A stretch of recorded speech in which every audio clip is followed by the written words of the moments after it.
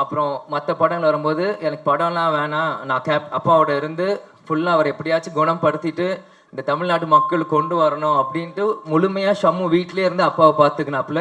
அப்போ தான் கேப்டன் வந்து பாலிடிக்ஸ்குள்ளே நீங்கள் வரணுன்ட்டு அப்போ என்னைய புஷ் பண்ணி அமிச்சார்.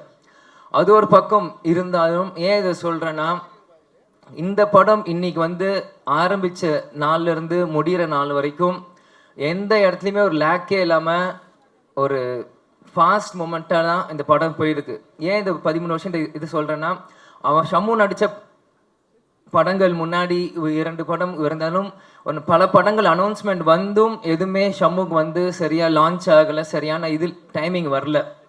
ஸோ அப்போ எவ்வளவோ ஃபீல் பண்ணாலுமே அவன் வந்து தைரியமாக நின்னான் கடைசி வரைக்கும். இல்லை நான் வருவேன், நான் ஜெயிப்பேன், நான் கேப்டன் பையன், என்னால் முடியும் அப்படின்னு.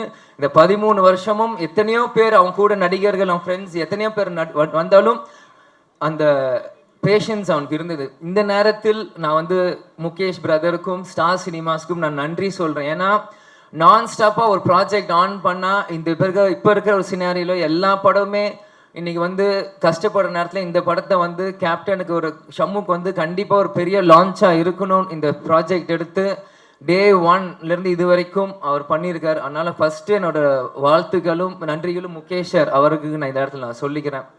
பிறகு இந்த படம் அனௌன்ஸ்மெண்ட் வந்தோடனே நான் ஃபஸ்ட்டு ஷம்மு வந்து முகேஷ் வந்து ஷம்முகிட்ட சொன்ன வந்து அடுத்த படம் இந்த மாதிரி பொன்ராம் சார் பண்ணுறாரு, அவர் தான் வந்து இன்ட்ரெஸ்டாக இருக்கார் ஷம்முக்கு பண்ணோன்னே எனக்கு ரொம்ப ஹாப்பி. ஏன்னா நம்ம எல்லாருமே அந்த டைமில் வந்து சிவகார்த்திகேயன் நடிக்கிறப்போ நாங்களாம் காலேஜ் படிக்கிறப்போ நாங்களாம் அப்போ போயிட்டுருப்போம் படத்தை பார்க்கும்போது பொன்ராம் சார் பார்க்குறப்போ எனக்கு சந்தோஷம்.